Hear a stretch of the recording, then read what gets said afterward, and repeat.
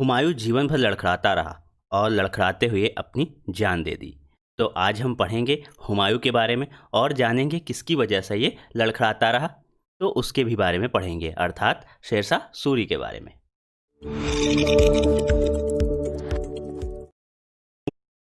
Welcome to वाह गुरुजी दोस्तों। तो आइए बात करते हैं मुगल वंश में हुमायूं के बारे में।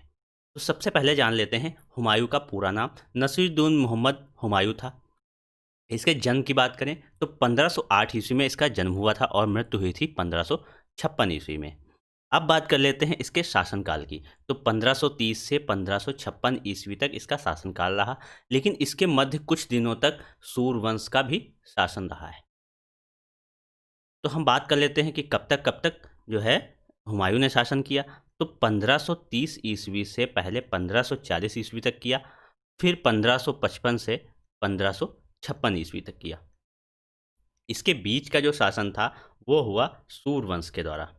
इसकी बात हम अभी बाद में करेंगे, पहले हम बात कर लेते हैं हुमायूं के बारे में। तो हुमायूं के पिता का क्या नाम था? बाबर नाम था, जिसके बारे में हम अभी पढ़ चुके हैं। इसके पहली वीडियो थी वो, जिस किसी ने भी नहीं देखी है तो लिंक डिस्क्रिप्शन में मिल जाएगी, या आप आई बटन पे भी क्लिक करके देख सकते हैं।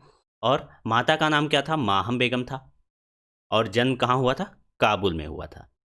सबसे पहली उपलब्धि क्या थी इसकी कि 12 वर्ष की उम्र में 1520 ईस्वी में बदखसा का सूबेदार नियुक्त कर दिया गया था। और राजाभिषेक कब हुआ? 23 वर्ष की आयु में 1530 ईस्वी को आगरा में इसका राजाभिषेक हुआ था।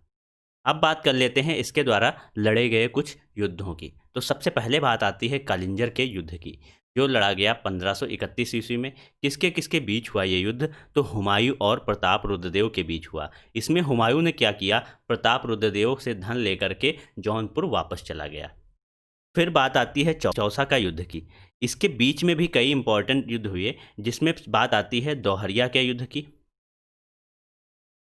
जो हुआ 1532 ईस्वी में।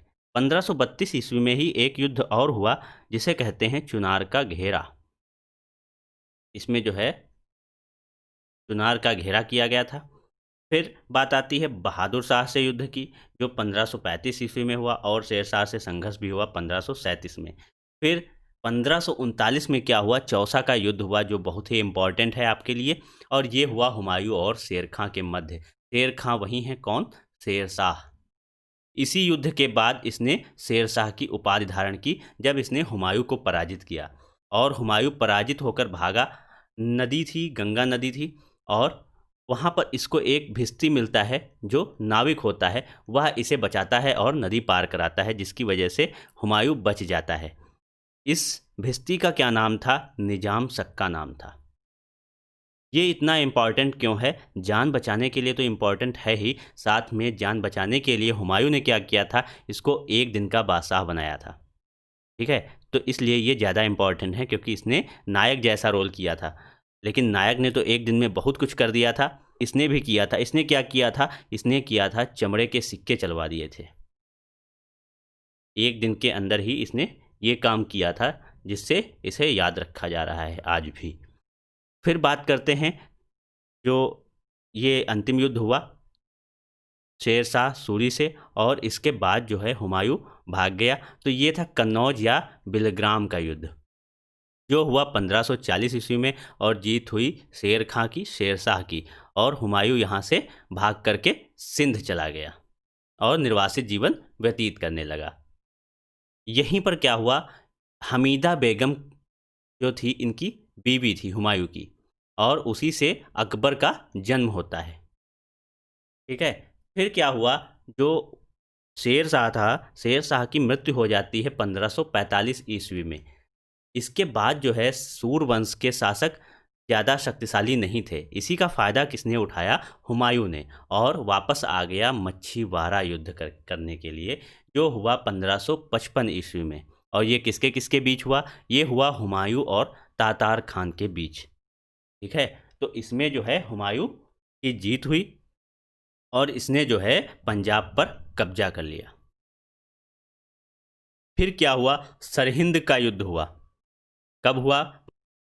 22 जून 1555 ईस्वी में। ये किसके किसके बीच हुआ? हुमायूं और सिकंदर सूर के मध्य। अब यहीं से जो है फिर से हुमायूं ने जो है दिल्ली के तख्त पर बैठने की जिम्मेदारी संभाल ली और एक बार फिर से जो है वह शासक बन गया। तो इस प्रकार से 1555 से फिर इसका शासनकाल शुरू होता है और 56 तक चलता है। कब तक? जब तक इसकी मृत्यु नहीं होती है।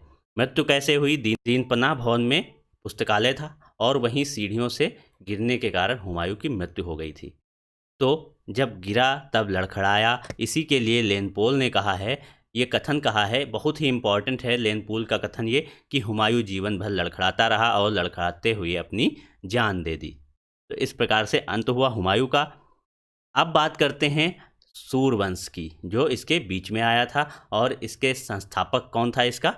शेरशाह सूरी। इसके बारे में बात करते हैं। तो इसका शासनकाल कौन सा रहा? 1540 से 1545, जिसकी मैंने अभी बात की थी। जन्म कब हुआ? 1472 ईस्वी में बजबारा या नरनौल में। पिता का नाम था हसन। सूरवंश का संस्थापक था, ये मैंने बता दिया है आपको। और इसे क्या कहा जाता है? अकबर का आगामी कहा जाता है। महमूद शाह ने शेरशाह सूरी को एक शेर को एक ही वार में शिकार के कारण शेर खां की उपाधि दी थी। अब बात करते हैं जो अभी मैंने पढ़ा था कि चौसा के युद्ध में हुमायूं को पराजित किया और कन्नौज के युद्ध में भी हुमायूं को पराजित करके इसने जो है सुल्तान की उपाधि धारण की थी। और चौसा के युद्ध में क्या किया था इसने? चौसा के युद्ध में जो है शेरशाह की उपाधि धारण की थी। शेरशाह ने अपने शासनकाल में पुराने सिक्के बंद करवा करके नए सिक्के चलवाए। तो उसमें सबसे पहला सिक्का क्या था? रुपया, जो चांदी का होता था और इसका सर्वप्रथम प्रचलन जो है शेरशाह ने ही किया था। और दूसरा था दाम, यह तांबे का सिक्का होता था। अशरफ जो होता था यह सोने का सिक्का होता था। ठीक है। शेरशाह ने अनेक सड़कों का भी निर्माण किया, जिसमें सबसे प्रमुख थी बंगाल के सोनार गांव से लेकर के पंजाब में अटक तक। इसे सड़क-ए-आजम के नाम से जाना जाता था। इसने जो है कुछ प्रमुख कर लगाए थे।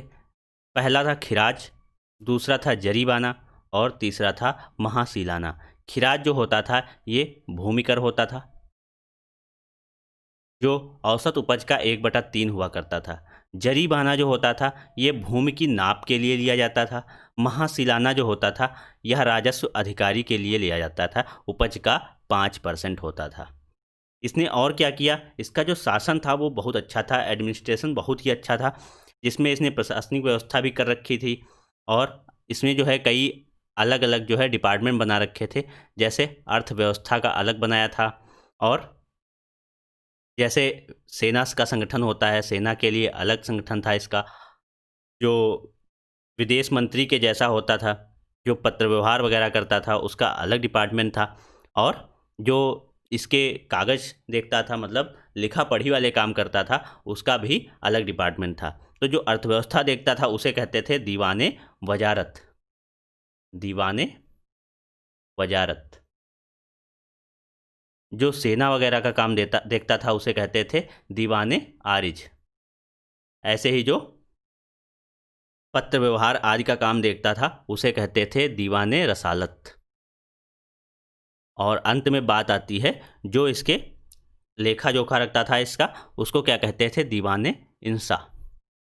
और इसी प्रकार से जो इसने अपने राज्य को जो है छोटे बड़े भागों में बांट रखा था, जैसे प्रांत हो गया। फिर उसके बाद आते थे जिले या सरकारें। जिले या सरकारें आती थी। उसके बाद आता था आपका परगना। और सबसे छोटी इकाई क्या होती थी? गांव। इस प्रकार से इसने अपने प्रांत को बांट रखा था। और ये जो है भूमि भूमि के नाप के लिए जो है सिकंदरी गज का प्रयोग करता था।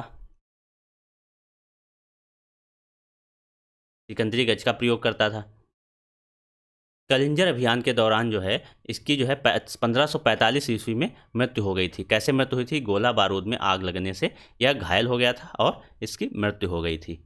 यह जो था वास्तुकला में जो है बहुत रुचि रखता था, इसीलिए इसने रोहतास का किला बनवाया था और उसमें ये कला देखने को मिलती है। साथ में इसने कई मस्जिदें बनवाई, सराय बनवाए। तो अब बात कर लेते हैं कुछ इंपॉर्टेंट क्वेश्चंस की, जो आपके एग्जाम में पहले पूछे जा चुके हैं। तो इसमें आता है चौसा का युद्ध किसके किसके बीच हुआ, तो ये मैं आपको बता चुका हूँ। फिर आता है शेरशाह के बचपन का नाम क्या था? शेरशाह के बचपन का नाम क्या था? तो था फरीद। फिर बात आती है हुमायूं की असफलता के कारण। तो असफलता के कारण क्या थे? एक तो सेना का संगठित ना होना, दूसरा आता है राजनीतिक हथकंडे ना होना, इसके पास राजनीतिक हथकंडे नहीं थे, जिसके कारण ये असफल रहा। और तीसरा कारण था जो अपना राजपाट भाइयों में इसने बांट रखा था। ग्रांड ट्रंक रोड का निर्माण किसने कराया? तो मैंने बताया शेरशाह सूरी ने कराया है। और सेंटेंस है मुट्ठी भर बाजरे के लिए हिंदुस्तान की सल्तनत खो देता। ये सेंटेंस कहा था आपका शेरशाह ने। तो ये थे इंपॉर्टेंट क्वेश्चन। तो दोस्तों उम्मीद करते हैं आपको हमारी वीडियो पसंद आई होगी, तो प्लीज़ इसे लाइक कीजिए, शेयर कीजिए और हमारे चैनल को सब्सक्राइब कीजिए। Thank you.